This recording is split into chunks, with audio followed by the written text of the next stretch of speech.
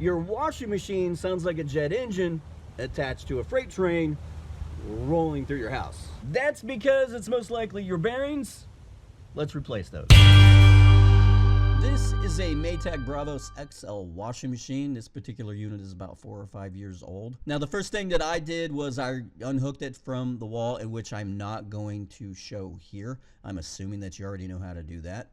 And this one has a couple of bolts that you have to remove from the back side of it. Now, a lot of washing machines will just be clipped from the front, and so you have to get something flat like a putty knife or something and get up underneath the hood to get those hooks unlatched, and then it'll just lift up. But this one here actually just connects via those 2 bolts that you saw me take off there, and then you pull it forward and you're able to lift it up as you saw me do. Now, I was having trouble figuring out what to do with it after that point, so I ended up just moving it closer to our refrigerator in the garage here so that I could prop the top of it up. Now, the blue tape was actually because that lid is spring-loaded, so if you lift the whole entire hood of the washing machine up, if you don't tape down the lid, it's going to swing back on you and possibly break that glass top. So you saw me come in closer on this unit after I'd gotten the entire hood up, and then on the back side of it, you're going to have this hose, and this is the drain hose for the washing machine, and I'm working on disconnecting this now. I had heard that sometimes that gets kind of gunked on there and it's kind of difficult to remove. I did not find that to be the case. So if you follow along the outside of this plastic cover that's over the top of the tub, that's all dirty right here, you can see that it's connected via these plastic clips.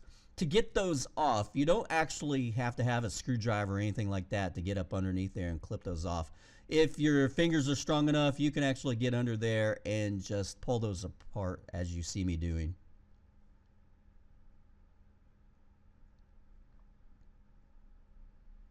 If I remember correctly, there's probably, let's see, there's 1 on each of the 4 corners and then 2 on each of the sides. So that's 2, 4, 6, 8, 10, 12. I know my math was really fast there. So I know you're all impressed, yes, with my mathematical skills. Now, this is an 18-volt rigid. You don't actually have to use this. You can just use a socket. I just wasn't going to play around. So you saw me go in here on the cover. This one doesn't actually have the center agitator that comes all the way to the top of the tub. It's one of them short agitators. And so you just take that plastic cover off the top of it. There's 1 bolt, and then that center unit just comes right off. So this plastic piece that you see here, there's 2 pieces. One is what's being held down with the screws. There's 6 of these screws that I'm removing. And then underneath that, after I get that off, there's going to be another piece that is going to have to come off of this center drive shaft. There wasn't a whole lot about this repair that I found that was too difficult. The bearings themselves were probably about $30. Now, I did actually buy the tool with it off of eBay, so it ran me about $80 total for the parts. But you don't have to have the tools, and so it's a $30 repair in a little bit of your time if you can go with that. Now, underneath this plastic piece that you see me taking off, there's a little metal washer there. Be sure that you don't lose that and that it actually came up with this piece. Here is probably, this part actually wasn't all that frustrating. It took me a little while for me to figure out exactly how it was that I needed to get this off. Sometimes I had heard on some forums that people were actually able to just pull their tubs right on off of that drive shaft. Mine was not like that. Mine was actually stuck on there pretty good. So I decided to get, this was a 2x3, and I cut it to a length that would go from one under lip of this tub to the other under lip of this tub. And then I just put a jack that I got out of my car under here and just simply hoist that thing on out of there. It really wasn't that difficult to get this off. So after that, I went ahead and put the hood back down on it and then tipped the whole unit over.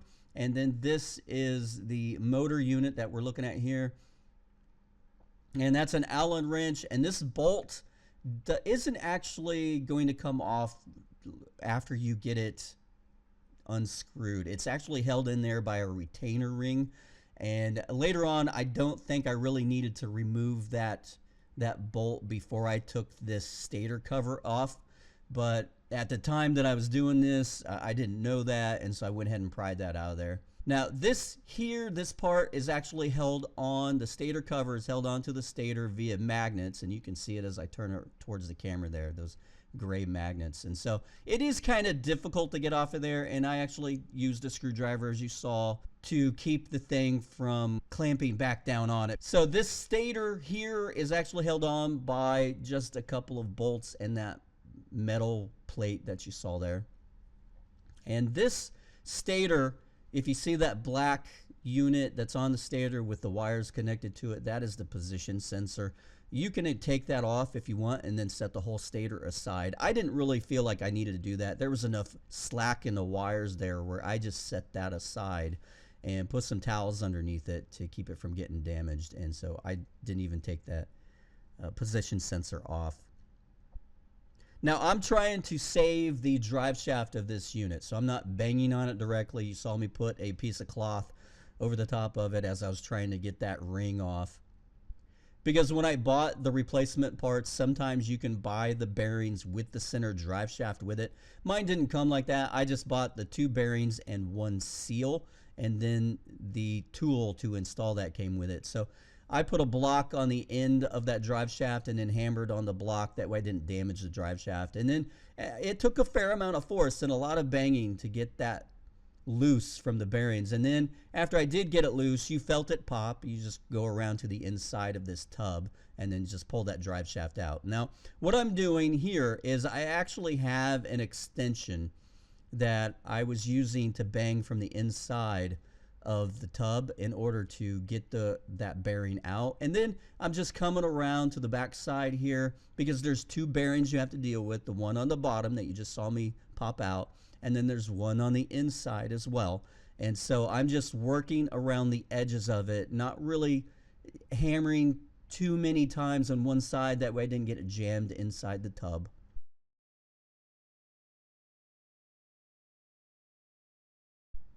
Now this is the tool that came with the bearings that I have, and so you saw me just slide the bearings on there, and then this portion of the tool is going to go on the inside, and you're going to want to make sure that that bearing is actually setting in there flush, so don't put it in there caca. And then that end is actually going to set into a little recess that's inside the tub. Now I didn't show this as I took out the bearings, and that was probably remiss of me, but that was a sleeve that went in there, and then there's also another washer that goes inside the bearing, so between the bearing and the sleeve. And then this is the other portion, the back portion of the tool, along with the spacer, and then the nut is going to go on. And if you need to rewatch that portion of it, just go ahead and rewind the video and you can get that. It's pretty self-explanatory. Not much can go wrong with this. And then you just tighten this down. And you're going to hear it pop as these bearings begin to seat. And then once you meet some resistance there, you know you're good to go. I didn't find that there was a whole lot that could go wrong with this, to be honest.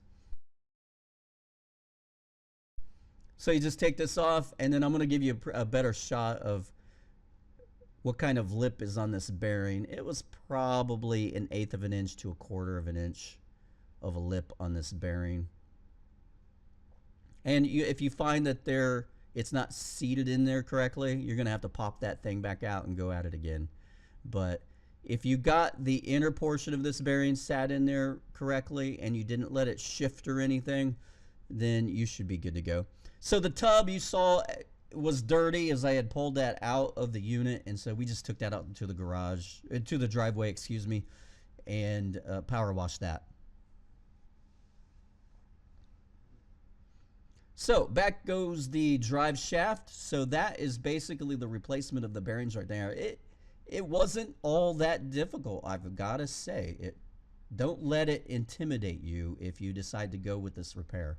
So the drive shaft did have to be tapped back in place because it is a snug fit.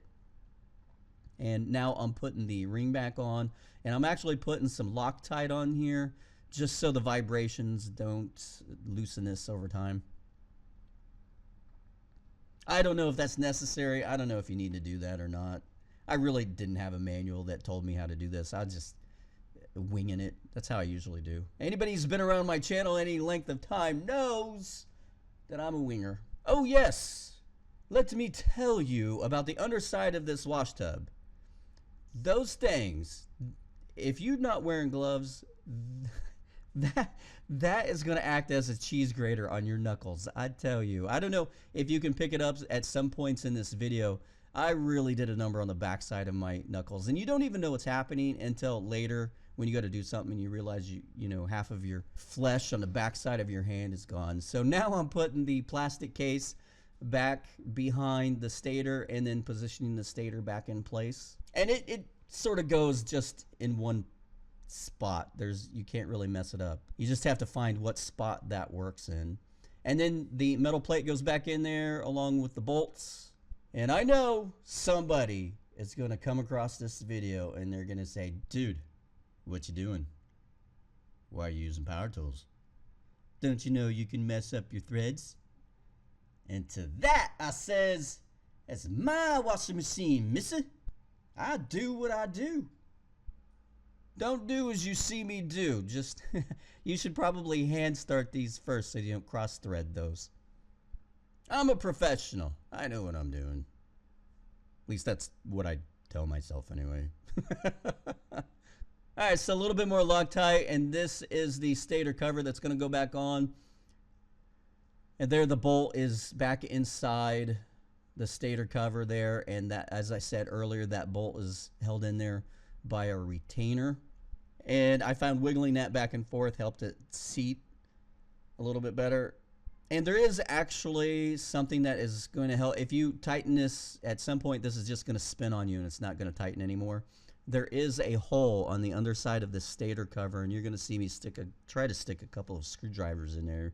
Screwdrivers are too big. They're not going to work. So it was actually an Allen wrench that I had to use to stick in there. So there was the first attempt at a screwdriver.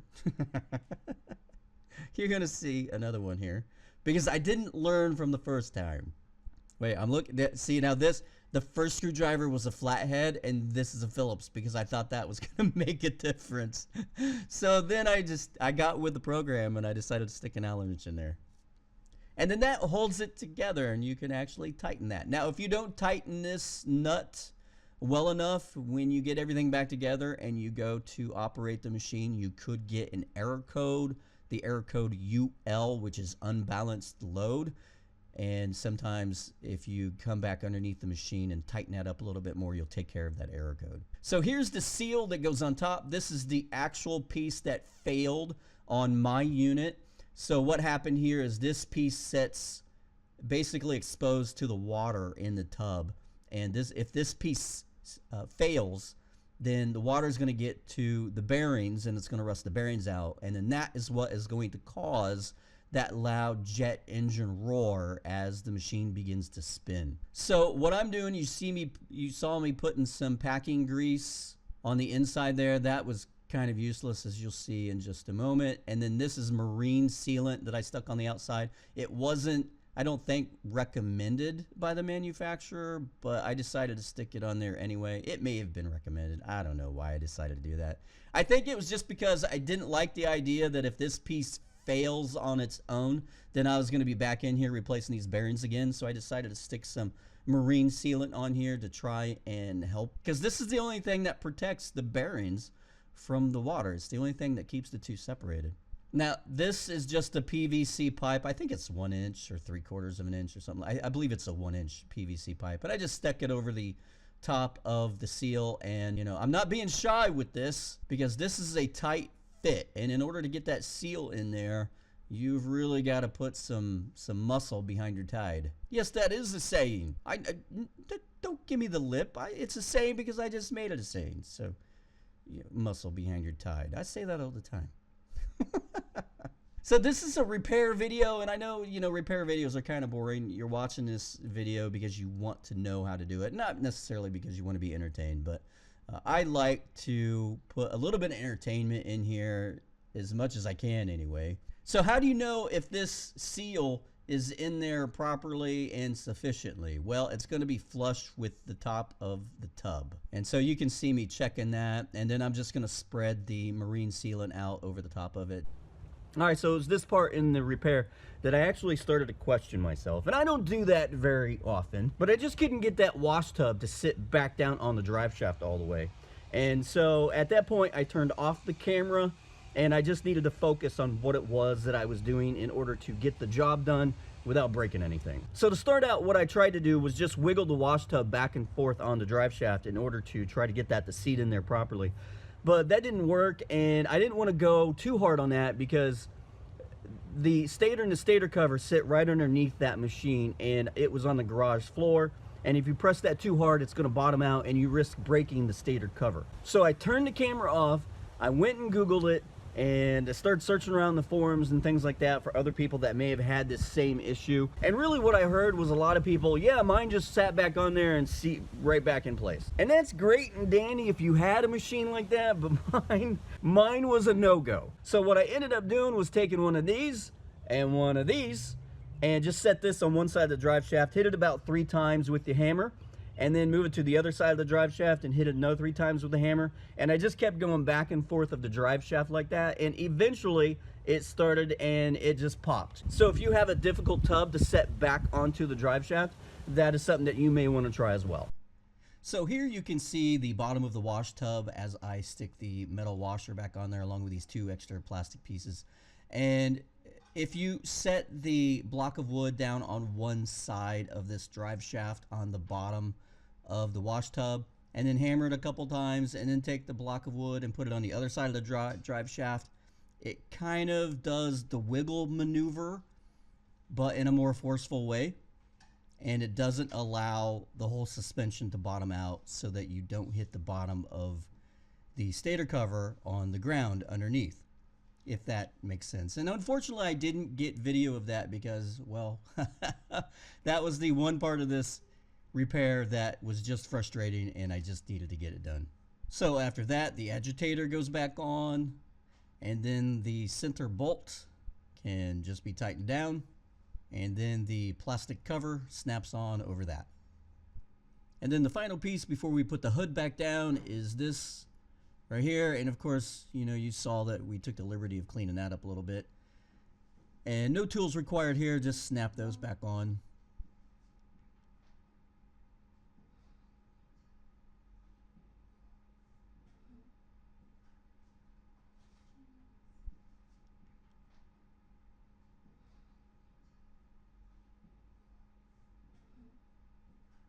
Of course, don't forget about the drain hose, because if you were to hook this back up and the drain hose wasn't on there, well, that would be funny. All right, and then the hood just slips back down, and of course you want to put that down forward a little bit, and then you want to push that back, and then do what you see me doing here. I was trying to think of a poetic way to say that, but it speaks for itself. And then of course from this point on, you just hook the washing machine back up and good to go. No more jet engine. Thanks for watching. Don't forget to subscribe if you haven't. Smash the thumbs up or thumbs down button. We'll check you later.